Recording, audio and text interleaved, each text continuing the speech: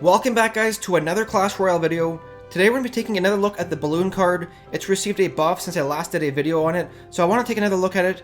Today we're going to be mixing it up a little bit. My last video with the balloon card I used a giant with it. Today I want to try it out with a hog rider instead and see how it does. So right here is the deck that I'm using right now. My main attack strategy with this deck is to use the balloon and the hog rider with the free spell to go in and get some damage done to the tower and then pull back and play defensively.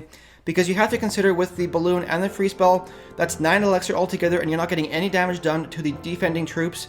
So every other card in this deck right now is in there with a defensive mindset in place. The bomb tower has high health, high duration. The golems are great for distraction, and the fireball and the zap spell are just great for defensive play.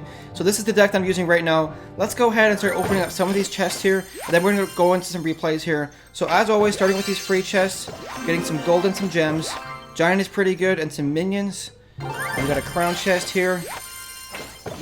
What do we have? Some more golden gems. Nothing else that's too important. 3 wizards, that's pretty sweet. Almost be able to upgrade that to level 6. And finally, we have a silver chest here. Mini P.E.K.K.A. and some skeletons. Alright guys, let's go into some replays. So here we are with that first replay, guys. Now it's interesting to note that this first replay was actually my very first battle with this deck here. So I was still kind of practicing, still kind of learning the ins and outs of the deck here. But right at the start here, he's going to go ahead and drop some archers in the back.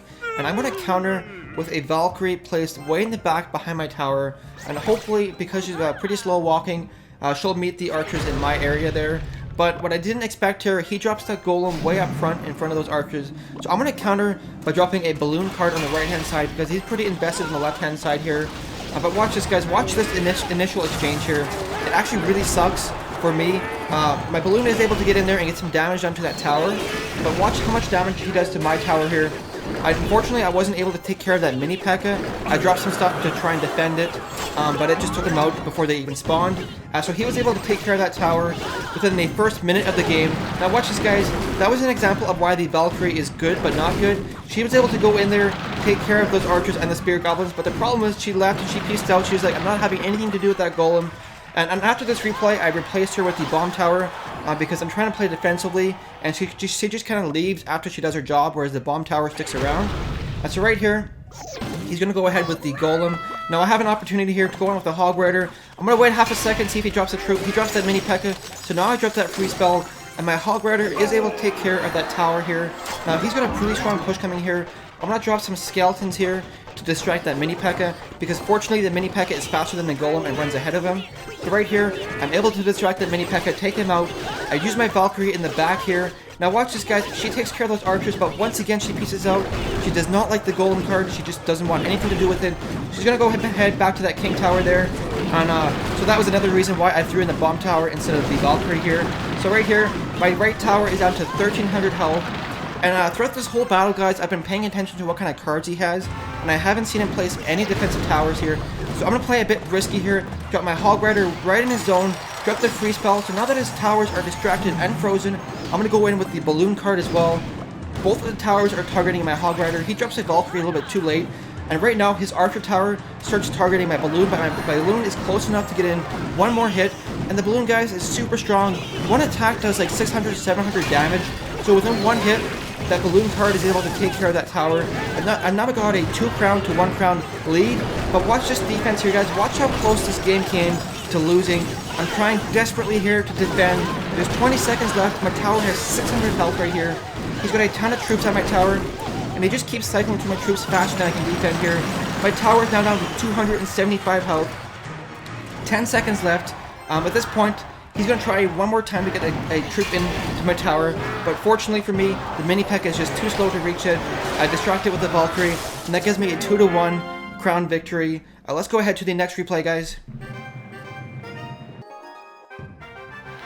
So here we are with the next replay, guys. This one was against a level 9 who was using the Expo strategy. Even after the nerf, guys, the Expo is super annoying to face. But right at the start here, I want to point out one thing with this strategy, guys. The balloon, hog rider, or giant combo is actually a pretty risky strategy, and it takes a ton of practice to get good with it. With the hog rider and the balloon and the freeze all together, it's like 13 elixir investment with no damage done to the defending troops, so you have to really be ready for a counter push. So right here in the battle, he has his Tesla down in the middle. I drop my bomb tower just to kind of get some defense set up. I probably could have went in there with the balloon, but at this point in the battle, I wasn't quite sure what cards he had in his deck, so I wanted to play it safe. Right there, he drops the Expo. I'm going to try my best to defend it, but funny note here is I defend it pretty good, but right at the end, I realized he even placed it too far away to target my tower, so all that defense was kind of wasted. But right here, he's got his wedge coming in there. I'm going to defend that. He drops a second pump down, which is really annoying, because in late game, he's going to be able to cycle through his cards pretty quick here. But one thing I want to point out, guys, with the balloon versus the Hog Rider is you'll see throughout this battle here, the Hog Rider is much more easy to distract with defensive towers than the balloon. Just because of the way the Hog Rider paths, he's really stupid. If you place him way at the edge of the map, he's going to run to the bridge and then run straight ahead, which means he's closer to the defensive towers that are in the middle, whereas the balloon will go in a straight line to the tower, and for the most part will ignore any defensive buildings placed right in the center. Obviously, if they place their defensive towers off to the side, closer to the tower, the balloon will still be distracted, but for some reason the Hog Rider chooses not to jump over the river half the times and goes to the bridge instead, and because of that, he's more easily to distract. Right here, guys, he's got his Expo down once again with the Giant Skeleton. Now, once again, he placed his Expo too far out. It does not target my tower. So all of that energy I spent kind of trying to defend that Expo was kind of wasted there.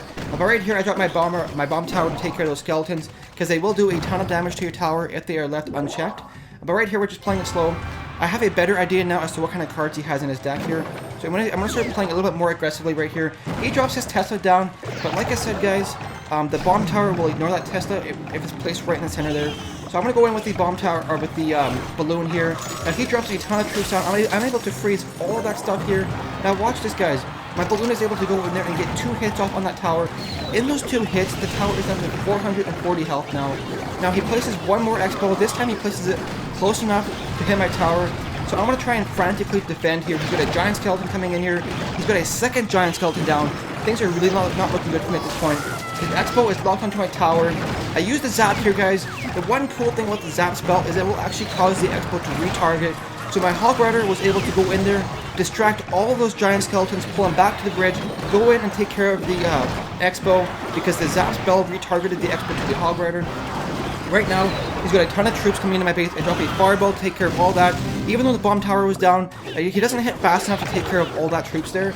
So right here, once again, he goes in with the Giant Skeleton. I don't have anything to distract him with besides the Hog Rider. So I'm going to use my Hog Rider. Hog Rider's going to go in there and take care of that Tesla and go in and get 1 hit off on that tower, which is enough for me to be able to use my fireball and my Zap spell to take it out.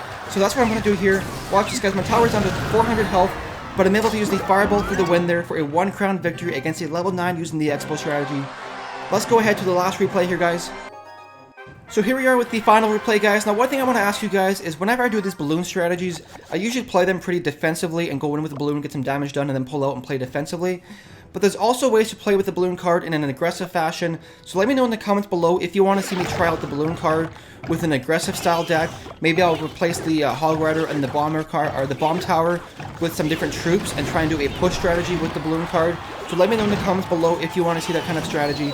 But right here, right at the start here, he's going to come up with a super aggressive initial push with the Giant Skeleton and the Minion Horde.